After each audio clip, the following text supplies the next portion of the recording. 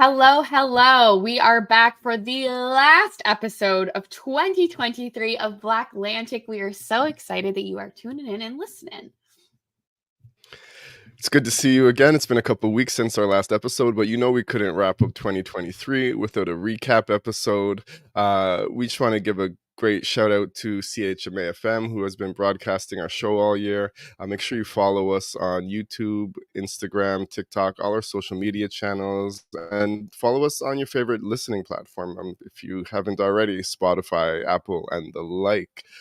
This week, we are going to be doing a recap of our highlights and some of our special moments from 2023, but we're also going to talk a little bit about Nova Scotia's Black Health and Wellness Clinic that is aiming to break down health inequities, and an incident that took place in Sackville, New Brunswick, where we broadcast out of CHMA regarding a new safe space that was created for Black students and some of the vandalism that took place there. Before we jump into this week's episode, we will do our land acknowledgement. I would like to acknowledge that I am on the traditional territory of many nations, including the Mississaugas of the Credit, the Anishinaabe, the Chippewa, the Haudenosaunee, and the Wendat peoples, and that Toronto, where I am, is now home to many diverse First Nations, Inuit, and Métis people. And I would also like to acknowledge that Toronto is covered by Treaty 13, signed with the Mississaugas of the Credit, the Williams Treaties, signed with multiple Mississaugas and Chippewa bands. And I'd like to acknowledge that BlackLantic Media carries out its work on the traditional unceded territory of the Wolastoqiyik, Mi'kmaq, and Pescatawamukati peoples. This territory is covered by the treaties of peace and friendship, which these nations first signed with the British Crown in 1726. The treaties did not deal with the surrender of land and resources, but in fact recognized the territory and established the rules for what was to be an ongoing relationship between the nations. So let's get started.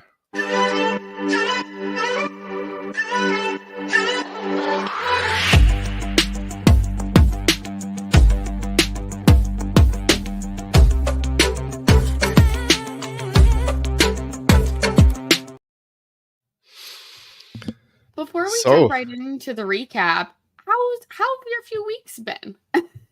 Oh, you're gonna hit me with that, eh?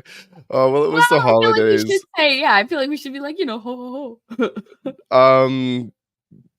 Christmas was nice. It was a good time with family, as always. Being in the industry that I'm in, one of the businesses like salon services and retail, I've always found it to be an unrelaxing time of year for me, whereas most people have to deal with preparing for the holidays, shopping, decorating, stuff like that, which can be stressful for some and not for others. I'm dealing with, Black Friday sales, trying to make the most of the season, the increased busyness and traffic and selling. And I just never really feel like I have a chance to relax. It's both dealing with getting ready for Christmas as well as the busiest time of the year for the business. So, there's that. But again, great opportunity to see more family. We did have a great Christmas. It's winter, and while there is no snow outside, and in fact, it's been quite warm here up north in Atlantic Canada, climate change, it's in winter, I just feel like hibernating. And so I've been doing everything I can to keep active and keep busy. So all in all, I'm good and looking forward to the new year. Yay.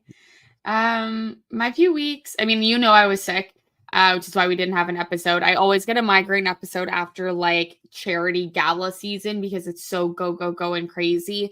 I was getting sick before the Canadian Foundation of AIDS Research's gala. I was masking during my fittings for my dress and stuff just in case, and a lot of people around me had COVID, but I kept testing negative. I went to the gala. I did the gold carpet interviews, and then immediately after that did get sick, had a migraine episode, threw up, stayed in bed. Then I went out maybe for 2 days and immediately started throwing up again. So then I was very worried, but I seem to be completely fine now. In terms of stress stuff, I just found obviously I was so busy and there was a lot going on top of gift getting and figuring out doing Christmas with friends because of travel and all of that stuff. So it definitely didn't feel restful, but probably not as stressful as trying to figure out a business during this time of year. But I still No. didn't feel like I was rested until like now I feel rested after finally having several days off and consuming enough chicken and cheese to probably like be an entire wheel of cheese myself. Now I feel fine. But until this week, I definitely was not feeling rested at all. And I've been busy. I've got plans like every day now until the first. And then the first to the fourth, I'm still off. And so I've got no plans on those few days. And I'm hoping that'll do another reset after like New Year's Eve and then be good to go for 2024. Amazing. Yeah, we Yay. don't have to compare stress levels, but it's certainly always busy times for the both of us. Yeah, And absolutely. I don't know. Hopefully, I don't know. Either I'm gonna go double hard this January, or I'm gonna get some R&R. I'm not sure yet. I'm trying to do so. I turn 30 on the 24th and I'm going to be home. So I'm doing like I've sort of challenged myself to do 29 days of Instagram reels until I turn 30 to try to Hmm. be more influencery. So like while I think there will be less events, I'm going harder in content creation because heaven forbid I just have a nap. So we'll see what January brings, but you and I both know that our February is going to be crazy. So we should probably Yeah. rest in January. I'm busy. My list for Black History Month, I'm busy almost every single day already of the month. This is my calendar for Black History Month. Oh wow. Wow. Yeah, yeah. And so a lot of these involve you. You just don't know it. Yeah, that's interesting. I'll be interested to talk about that. You are a Yeah. great planner, I will say that. Thank you. Um, I'd hate to like say how I've been the past few weeks without saying that I go through different periods of watching the news cycle, and I think we'll talk about Yeah. this as we go over the recaps. But uh, what's happening in the world is really stressful. Yeah. There's Sudanese and Congo, but the thing that's dominating the news stories is the mass amount of deaths taking place in the Gaza Strip. I think we're up to 21,500 or something. Yeah. And it's just not stopping. Everyone in the world is calling for it to stop. Most countries, the United Nations, like 100% of the nations are voting for this to stop, except for, Canada, the States, Israel, the UK, and Australia. There's new global alliances being made. The people are not trading in the American dollar anymore. The Western world is becoming like weaker in terms of its finances. Hmm. It's just death. It's just the photos and images and the pleas are out of control. It's hard to celebrate the Christmas season and feel just all the love and joy and happiness when like literally in Bethlehem they're like Yeah. Yeah. murdered and shot and bombs dropping, and the Gaza Strip or Palestine where they say Jesus was born, not that I'm religious, is like in rubble and just death and murder every day. It's crazy. Um, so I couldn't talk about the past few weeks without acknowledging that. No, that's fair. And it has been super depressing. Yeah. It's been a lot and I don't like it. I don't like it. It makes me very emotional and very sad, the whole situation. But Yeah. yeah. Yeah. Yeah. It's not right.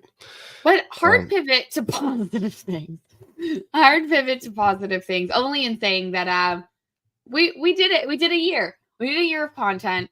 We did another year of BlackLantic. After February, it was us foraying into our second year of existence.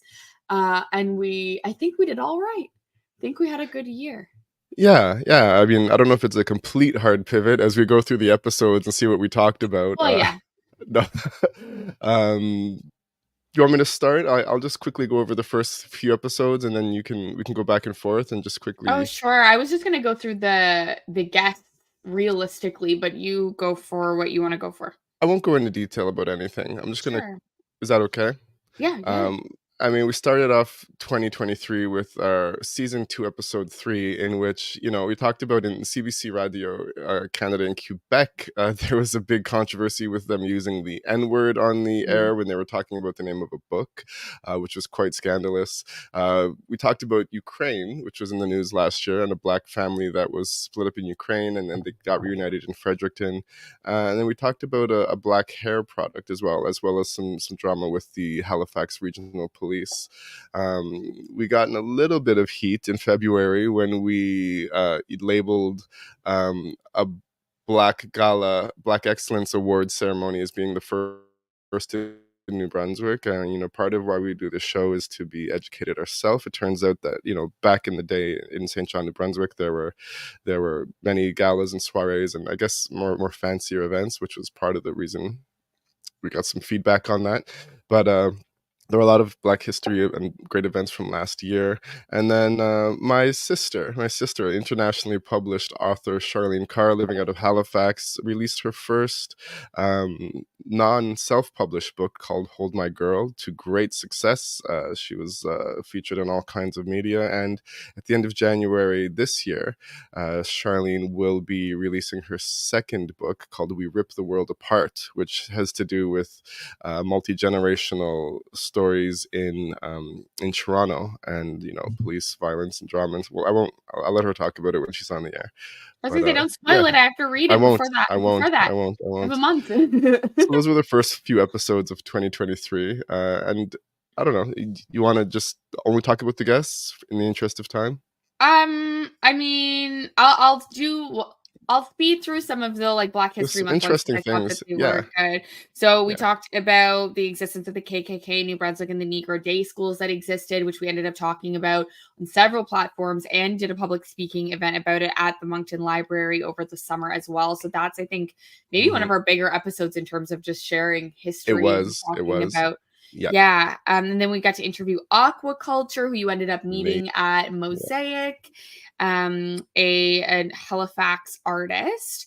We also talked about, good gosh, what is this? I'm looking at it in this way where it's like just the thumbnail and I'm trying to figure out what we're talking about because our thumbnails are so aggressively but we talked about hate crimes, some issues going on in New Brunswick court, and more police brutality over Black History Month. And then I think we ended the month with an interview with Akila Ray, which was an episode that you actually did with Sally, who is, she was a student who was doing some good anti-racism work, if I remember correctly. Yeah, she was speaking out against racism that was taking place in her school and trying to get change and trying to get someone to come in and do a talk, which I believe Matt from Black Lives Matter New Brunswick did end up going in there. And she's very brave. She's very brave. And she'd sort of similar to yourself, she had sort of, what's the word I'm looking for? Feeling alone in her surroundings. She kind of had allowed her friends to be racist quite often and maybe made fun of herself, and then in the past few years had really found her own voice and started to stand up for herself and speak out against racism. Good for her. Do you want me to keep going? I can take over. So also for Black History Month, we did a recap. We talked about $1.5 million in funding that the government allocated to Black mental health, although I don't know what happened with that money. We talked about some silly things in the news, not silly, but like Chinese spy balloons, if everyone remembers that. Clickbait, and how that affects people. And after that, we talked to Lucinda from Hairy Ideas Salon in New Brunswick. She was one of the first she was the first Black adopted baby in New Brunswick, which was all over the news over there in Hillsborough. And I believe she has owned her business, Black hair salon in Moncton, which might surprise some people, for over 33 years at this point. So that was really interesting to talk to her. We talked about the CANB and some of the still ongoing contradictions in licensing and how they are trying to sometimes prevent and restrict people who come here, immigrants, from doing services or make it difficult. Although recently they've made it a bit easier with them being able to challenge exams instead of having to go to school for a whole year. And I'll let you take this one because the next one is about the Oscars and fashion and stuff like that. Oh, sure. I was going to start going to just guess, but hold on. Time? Just because Well, I'm not well, there's that and the fact that, like, I'm not opening the full thing to read what it's all of them okay. are I'll about. talk about the if you talk about guests, I can talk about maybe the episode, the non-episodes Is things. this the So we talked. Oscars for Jada Pinkett Smith? No, this isn't the slap. I forget what we No, talked we about. Oh, talked about discrimination within the Canadian Human Rights Commission, some Oscar backlash regarding Mhm. outfits that people wore. Yes. Black woman, can't remember her name. She was wearing something very similar to what It was many white women were wearing. Sierra. It Sierra, was and she got torn Sierra, apart. and she Yeah, had her nip nops out, as I call them. She had her nip nops out, and everyone was like, "How dare you be trashy?" And then everyone else also had their nipples out, and they were like, "No, you're white. It's okay." they weren't out. They were like fishnetty or like lacy kind of things. Well, that's ow. In Like 2023, I mean, I think that's not very shocking or scandalous at all I compared agree to with what we that. see in like regular TV shows and media and such like that. But I also don't think I'm at a point now where I think like if you had your full nipple exposed, I'd be like, okay, because of everything that you just said. So covered in fishnets or not to me is out because I'm seeing probably the same amount, and I don't care either way. Yeah, I mean, out is out, I guess, but I mean, it's not in Ontario, and I think even Canada. Technically, it's not even illegal for women to go topless. They can No. if they want to. They just don't want to. They wanted the right to do it, and they got the right, and Well, they they might don't. want to and still feel like society might not want them to, and also might not want the consequences of doing it if they did. That's fair. But we Um, could. yeah, I won't. I yeah. won't. Most men don't, but you could. Yeah. Yeah. So then you did a Yeah. light-skinned So panel. I did one of my first of two panels that we ended up doing throughout the year. This one being about the light skinned female experience with Marla Warner, Sandra Hannenbaum, and Alicia McManus.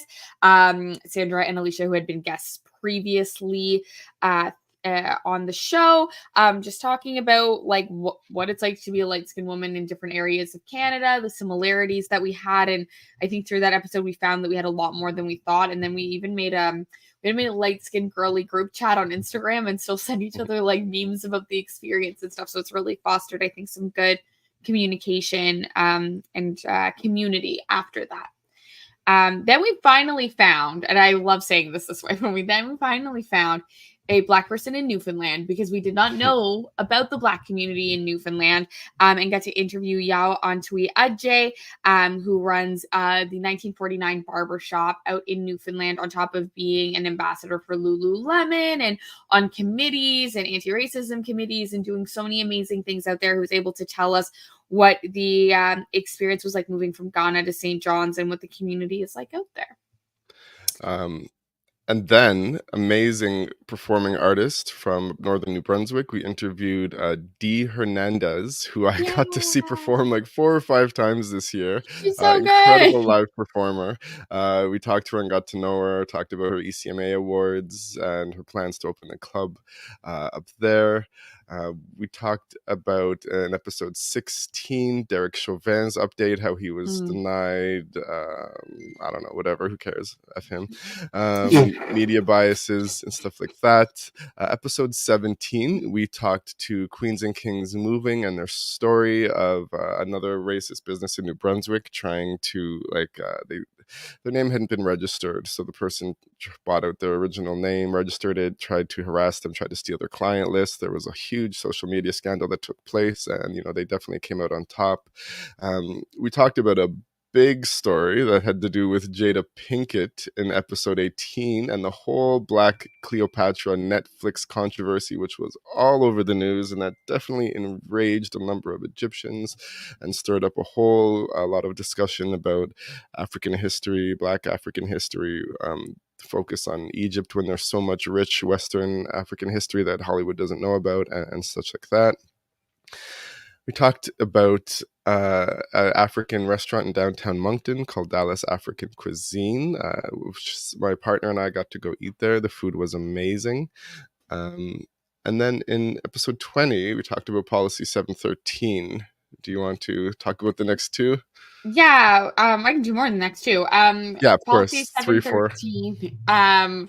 From what I recall, now that it's been a minute, but basically, Premier Blaine Higgs, my least favorite person on the planet, put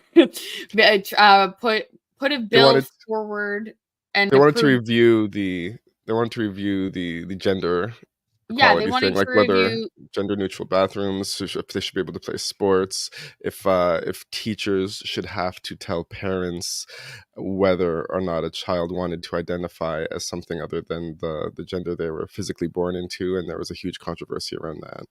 Yeah, thank you. Absolutely. Got you. And then and then we interviewed my best friend. Then we interviewed Ivor Pinder, general manager of a luxury fashion store here. That if you follow me on Instagram, you know exactly what store it is, because I continue to be getting stuff from that store.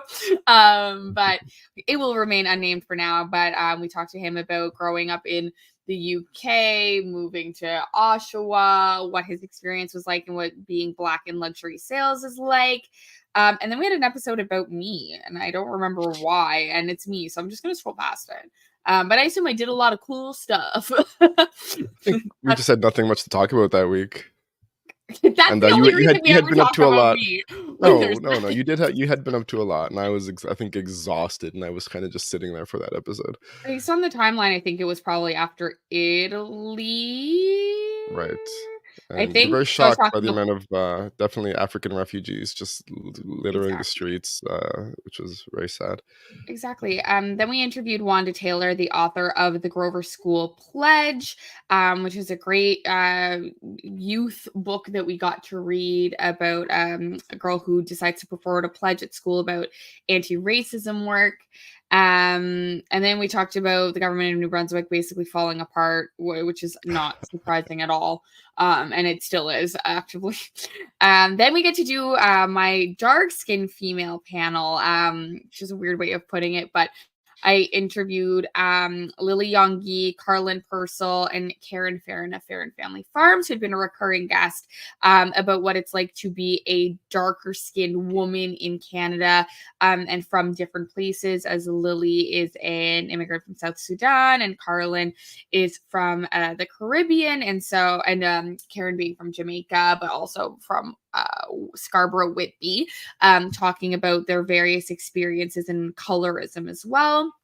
And then we got to do an in-person episode, which we don't often get to do, but those are our favorite ones, I think, speaking for both of us. And we interviewed Faisal Kalali, and I think it was a really great episode because we sort of talked about being Black Atlantic, but also the fact that Faisal is Moroccan. And does African always, is that synonymous with Black all the time? No, it's not. It depends on who you ask. And so that ended up being a great episode. Absolutely. I just want to go back to episode 24 of season 2, where we did talk about how in Newfoundland, a Black man was shot and killed by police. And there was a bunch of controversy around that because I believe, I don't know if he had a knife or not, but I won't even get into that. But if you want to look that up, you can. Then in episode 27, if you remember the sort of TikTok NPC craze that took place mid-year, and how it was shown that people were making millions of dollars just by like repeating the same sort of, I don't know, what would you call it? Catchphrases, just anytime they get little money and stuff like that. We talked about the altercation between Britney Spears getting slapped by an NBA star's security team. Yeah, it's kind of fun to do these little recaps. That was in the news for a lot, and she had tried to press charges on a Black NBA player, which the Vegas police dropped really quickly. Weed controversy surrounding Gigi Hadid. I think I pronounced her name wrong. Gigi. Yeah, Gigi Hadid. We had an amazing interview with the righteous Baba Shabazz of the Black Rose Nation, in which we learned so much. We learned knowledge, education, wisdom. We talked about Emancipation Day in a really interesting way. You might want to go back and check out episode 28. And do you want to continue on? Want me to keep going? I don't know how many I just talked about.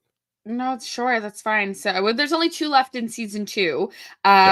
So we ended up talking about 2 riots, one that took place in New York and one that took place in Toronto. And I believe, if I remember correctly, the way that they sort of like shut them down and tried to handle them was bizarre, as well as the Union for Black Artists of Nova Scotia, if I remember correctly, that's the Black Artists Association of Nova Scotia, the BAANS, which ended up bringing the Secret Code of African Quilts of Nova Scotia to the Textile Museum of Canada, which I wrote an article about on By Black. So that is there. And then we ended the episode with drag queen Normani, the only Black drag queen in New Brunswick, Norman Hector, who I am very happy to call a friend and really appreciate the work that he's doing in the community and how far he has already gone and how much his work is impacting people, especially after that episode about Bill Policy 713 as well. So that was season 2. And then we started season 3 by talking about Bill D19 and censorship in the media and whether we were going to get censored. And I did not tell you, but the other day I was in my Facebook memories and I had shared something we had done and it would not let me see what we had done because it said that it was news. But it wasn't that BlackLantic was news. It's something we had shared was news, but for about 5 minutes, I almost pooped my pants and was like, they got us, and was like trying to do everything. And anyway, they ain't got us yet. Here we are. Sharing Okay, calm down. the not relevant information that happens on the daily. Don't taunt the algorithm there. I won't but wow, even just recapping season 2, it took about like 15 minutes. We went as fast as we could, but it's amazing what we accomplished. The amount of things we talked about, guests we spoke to, issues we highlighted, and yeah, so we started off, so to find that, go to blacklantic.ca/season-2. And then in season 3, so there was Bill 19. We went to Toronto and talked to the CEE, which is the Careers Education Empowerment, an organization similar to things like, I guess, Tribe Network and the BBI out here in Atlantic Canada, FACE, and stuff like that. They had a huge campaign, Who I Am, which was highlighted at Dundas Square and everything like that. And then we had the library talk that Hillary mentioned earlier in the chat. It was a great chat that we were hired to do at the Moncton Library. We talked about the history of Black communities in New Brunswick, something that we have become much more educated on over the past couple of years, as well as we went deeper into the history of the KKK in New Brunswick. And, we had believed mostly that the KKK was focused more on Roman Catholics and the Francophones. But after this episode, we did learn a lot more about like aggression and hatred against Black people in New Brunswick as well. I also forget if I told you that our friend of the podcast, Mary Louise McCarthy, told me that there's a KKK robe in glass at UNB. I think I did tell you that on the 3rd floor as sort of a symbol of like hatred has lived here and let's not repeat our past. I assume would be the energy of keeping that and not a point of pride. But I had no idea that was there. So very interesting. And something I still like talk about a lot in terms of one of the cooler things that's also horrific that I've learned. Absolutely horrific. Next episode was fun. We did a recap of our time together, an amazing weekend. No, go ahead.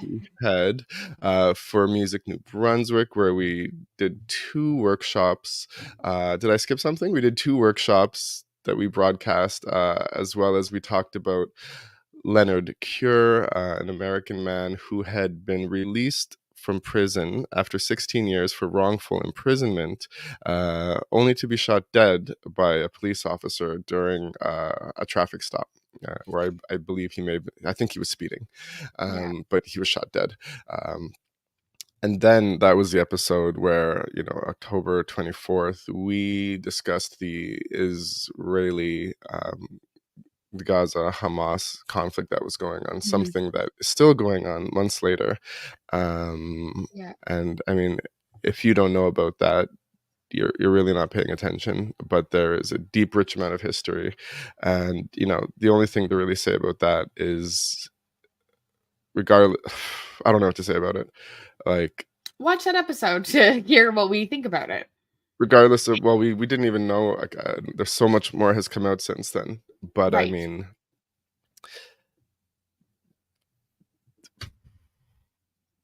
it's it's horrible. It's horrible what our Western tax dollars are funding Yeah. openly, due to probably lobby and pressure, and it's not right. Like there's Mhm.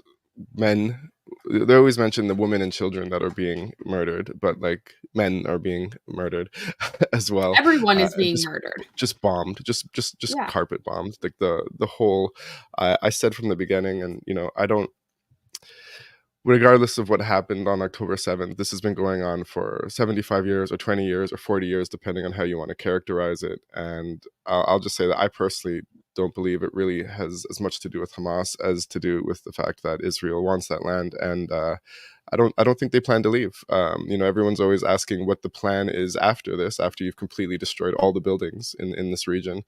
And they won't talk about it. So yeah. And yeah. So Do you want me to speak next, through the last four? yep. Cool. One of our other, I think, best episodes of the season took place, or we Yes. we released it on November 1st, but we recorded it over the summer when we did our live but closed off podcast episode at Summer Solstice with 180 Kirk Diamond and Yeseti Dawn, talking about what the Black Canadian music industry is like and some great insight from them as artists who are all very prolific in their own right. Then we released our third in-person podcast episode of the year, talking to Tondoy McCarthy about the amazing work that he's doing with the funding that he got from the Canadian Council of the Arts, his project called Still Here, which has since come to a close in terms of, I think, like interviewing the families, but now they're in that like post-production work. But we were able to record this at Music New Brunswick thanks to so many people, places, and things that aligned perfectly that weekend. Then we interviewed Franny's restaurant for By Black's Restaurant Week, which is a kitchen and Nigerian cuisine out in Middle Sackville, Nova Scotia, that was participating in it. And then our second last episode, because this is the last one, the one we're creating right now, was we talked about various groups that are trying to dismantle racism in New Brunswick, including the Anti-Racism Commission in Fredericton. We talked about you attending the BBI Awards because of my very distinct nomination, and how much I enjoyed the Origins movie with producer and director Ava DuVernay. And that was 2023. Oh, and did we? At what point did wasn't that this year that I never talk about this? That Oh or yeah, was that last year? you got your Changemaker Award, I think, this Black History Month. Yeah. But we didn't do an episode on it, so it wasn't in the list. But you were named the CBC Changemaker, and you Yeah. have a little award. I have a little award. It was the first ever CBC Black Changemaker Awards, in which 4 or 5 people from every Atlantic province were chosen out of many nominees, and I was very grateful. And I look forward to see who the winners are next year. I definitely feel like I was chosen primarily because of the work that we do together here at BlackLantic. So yeah, that was really neat, and we hope to interview many more guests who are the award winners for that in 2024. Amazing. Whew. Do you want to go ahead and talk about this racism incident? Yeah, absolutely. And I So that won't we talk end on a about positive note. absolutely. We don't have to always end on a let's do it. Okay. I think we should, just because it's the end of the year. All right, let's do it. So I'm hoping to speak to one of the representatives from the Black Student Union of Mount Alison University in Sackville, New Brunswick, in early 2024, but they weren't available due to holidays at the moment. But earlier on in December, at the Wallace McCain Student Center in Sackville, there had been a new safe space created. Here, I'm going to share the screen for Black students within the campus. And This article is from CHMA, where we broadcast on Sundays, and it was written by Erica Butler, one of the journalists there. So last Thursday, or after an end of classes event in Mount Alison Student Center, someone vandalized the school's Black Resource and Information Center, called BRIC, and left behind what school officials have called hate speech. Mount Alison Vice President of Student Affairs Ann Comfort addressed the incident in a video message on Instagram Friday, saying the center was the target of hate speech and vandalism, that this is one of a series of events that have occurred on the campus. But the school has not shared further details about the nature of the incident on Thursday. The BRIC is a new space which just opened this fall in the Student Center, and it's a dedicated safe space and resources for Black students to gather or study. In her social media message, she went on to call for support for Mount Alison's community members, saying there's no place for discrimination, hate, or any forms of harassment. An email went out to students on that Friday, or mid-December, saying there will be zero tolerance for acts of hate speech, discrimination, and harassment. Anyone found to violate the anti-racism policy will face disciplinary action. The school did offer counseling sessions on Friday afternoon, although the email from the president announcing both the session and the incident didn't go out until after the counseling session times had already started, which angered a lot of people. The school increased security on the campus over the weekend. However, the reaction from Mount Alison's Black Student Union wasn't positive regarding that. They did not feel that increasing security on the campus was a great idea due to reports Black students had already submitted regarding some of the treatment that they had received from security campus. And you can imagine, how that works, like the idea of, we talked about that earlier in the year, I think, putting police officers in high schools across the country and across America has always been found to actually target Black students and create more problems, more suspensions, more racialization. What's it called? Targeting. The school has, from what I hear, been keeping kind of hush-hush on it. They're saying they're unable to comment on individual cases due to privacy and confidentiality concerns. And Gibbons says that increased security staff on campus is actually ineffective. I just said this because what happens is then there's security cards that are going into residences and placing blame on the people who are actually the victims in the situation. So that's when it becomes problematic. This Gibbons, who is the BSU rep, correct me if I'm wrong, Beyonce Gibbons, yes, Yeah, who I'm hoping to speak with. Yep. Yeah. Asked me with the university administration to discuss their response. The main thing is that they just hold themselves accountable for the way they've addressed the situation and hopefully learn that increasing security and not being fully transparent is not necessarily helpful. So I'll just quickly share as well a statement placed by the MTA BSU channel on Instagram, saying that the Black Students Union is not in support of the university's response to the vandalism that occurred in the BRIC. They have not provided the details necessary to assess the extent of the situation and have not used a trauma-informed response to accommodate the students' concerns. To stand with Black folks, the BSU encourages you to educate yourself about the harmful effects of over-policing and performative activism. And there's a guide there. If you go on the page, you can read more about that. Now, I haven't heard the follow-up to what was going on here, but I have sort of the same feeling. When I heard a little bit about this on CBC and CHMA and stuff like that, you'd think that, a university, a place of higher learning, would be much more hands-on, much more transparent and open about what happened instead of sort of the kind of hush-hush, especially because this is one in a series of events. And before I ask you to comment, Hillary, I will throw in there that I do live in this region. I do live in the Tantramar region. And around the same time, and even in the month before, I have heard stories at I hate to say this, but the local rural country school that my child goes to regarding, there's not many intercultural students there, but another student there had faced And again, we don't know the details, although some of the parents tried hard to get some information, and I may try harder next year as well. But there were details of racist events taking place in that school as well. An intercultural student was being racially profiled, attacked, hateful words, similar to what we heard about in Hillsborough last year. There were screenshots of chats in which extreme racism was taking place and harassment on the bus. I have heard stories about, the N-word being used on the school bus, people saying things like just going on about the Black Lives Matter flag and how it doesn't matter and stuff like that. And so that is heightening my concern for this area and this region. That happening in synchronicity, I don't know if that's a word, with what's happening over at the Mount A University. I don't know. I just don't know what's stirring. What are your thoughts on this topic?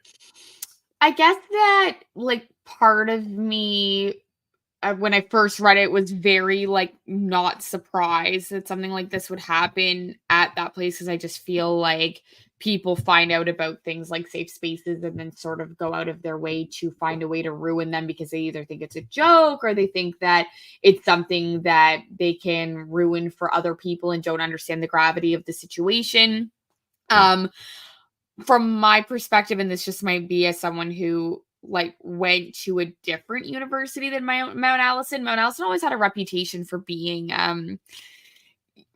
for rich white kids, and like the higher end one, and so I'm not surprised from that reputation that they would try to be more hush hush and try to keep sort of their reputation as this clean, pristine, upper echelon university, when it may not necessarily be that the case.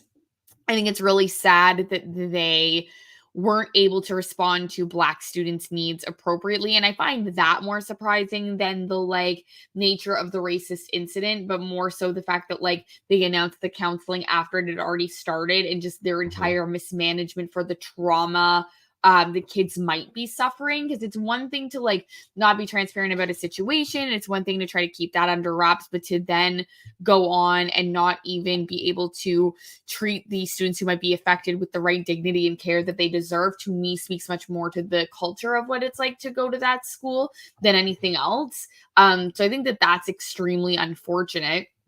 I would love to hear more from the rep about what the situation is, what's happened and what it's like being there. But and I am really sorry to hear that it's, that there is increased racism in that area as a whole, and that it does seem to all be sort of like syncing up and heightening at the same time.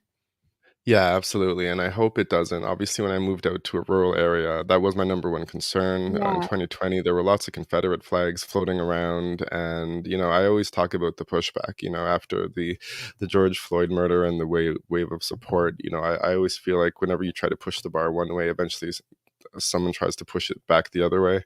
And so we're going to definitely monitor this. And, I'm very mindful of the fact that, because we broadcast on the radio airwaves in Sackville, New Brunswick, people from Sackville may be listening to this right now. And, if you hadn't heard about this, I encourage you to contact the university, speak up, ask for more transparency and transparency, show your support, and see what's going on to make sure things like this don't happen again in the future. I will speed through the last topic just in the interest of time for us, because we are busy people with meetings again. Look at us being so fancy. But I'm very excited about this topic because it directly relates in a way to my day job, which is super cool. But there is a Nova Scotia Black Health and Wellness Clinic being built that aims to break down health inequities. The Dartmouth North Community Center, which was born out of the success of COVID-19 vaccination clinics that cater specifically to Black Nova Scotians, are now holding Black health and wellness clinics across the province to break down longstanding racial health inequities. Sharon Davis, possible very common name. Murdoch. A lot of Davises. Yeah. has been advocating for racial equity in healthcare for more than 20 years and was the driving force behind this. The clinic started out in 2021 to roll out COVID-19 vaccines, and now the clinic offer vaccinations against COVID-19, the flu, and public health nurses are also sharing resources on other health issues that impact the Black population specifically. And from in this quote, they say that they're talking about things from cancer screening to high blood pressure and diabetes. And so while the quote says that the goal is not just only to be about vaccines, but to also take a holistic approach to the health issues impacting the Black population. There have been 12 pop-up clinics so far all across the province, and they will continue across the winter. Nova Scotia has also started collecting race-based health data, but it hasn't started being analyzed yet. But that is a start. And I will say before I ask your opinion that from my perspective out here in Ontario, where there is a bigger community or network of community health centers, we have one of the only fully Black ones that deals with all Black health inequities and issues and concerns called Taboo. There's also an Afro Black and Caribbean women's one in Toronto called Women's Health and Women's Hands. And a lot of people really appreciate that sort of specialized care because it's some of the first times that any of these people get seen by Black doctors and physicians who actually understand what they're going through. And I've written articles about my own health experiences dealing with white doctors and how Black doctors have often figured out what's wrong with me quicker than their white peers and counterparts. So I think that this is great and so exciting for Nova Scotia. What do you think? Yeah, no, I couldn't agree more. There isn't much to say about it other than it's great. I mean, genetically, human beings are like 99.99% the same, but just based on there are certain differences that affect Yeah. certain cultures and groups of people more than others, and even just when it comes to things like bedside manner and understanding and taking people seriously, it's very important that. Because it's not necessarily, and the data shows that it's not being addressed the same in regular health clinics and hospitals in a lot of cases, and I'm not going to say all. It's important to have safe spaces where people can come and feel comfortable, and even there is a bit of a distrust in the health just due to generational trauma and the fact that like Black people were used as scientific experiments. Like some of the women's health practices that we still practice today were determined by torturing Black women. And if you can research that if you want to look into that. That's not conspiracy, that's fact. It's an important thing in terms of spreading education and just providing access to Black patients in Nova Scotia. And I think it's a helpful thing, and I'm glad that we shared a bit of info on that. Absolutely. And that's our last episode of 2023. We did it. We did it. So thank you to all of our listeners, all of our supporters. I think you posted a little summary of some of the in-person things we did, like X amount of workshops. And you remember that little stat you posted? I posted our Spotify Wrapped. I don't know if I did our workshops. Maybe you didn't post anything about it, but yeah, we definitely. This year we got together more often than ever. We did more work in public, and we spread more words, and we're looking forward to 2024. So you'll see that little QR code in the top right corner of your screen. Everything we do, there's some financial cost associated with it. If you'd like to support BlackLantic Media going into 2024, please do a one-time donation, or a small monthly donation really helps with the website fees, the streaming fees, podcasting, getting together. Sometimes we need new equipment, and even just to market and promote. We really appreciate all of our listeners. We definitely have a core of hardcore listeners that listen to our audio podcast every month, and the video views can fluctuate depending on what we talk about or who's on the show, but we're certainly growing, and we're working hard, and we're spreading the word in public more often, even though we live so far away. And we really I just want to say thank you for myself. I'll let Hillary say a final word, and we look forward to 2024. Thank you for listening. Please send us money. we'll see you in 2024. Also, get ready. Like January, we have like already some killer guests lined up. Black History Month, we're going to be in person, maybe multiple times in multiple provinces. So tune in, subscribe, try to keep up with us. I can't keep up with myself. Happy New Year to everyone listening. I hope that this year brings peace and joy to the world, and also some good naps for everyone, because we all need a nap. Bye. Peace.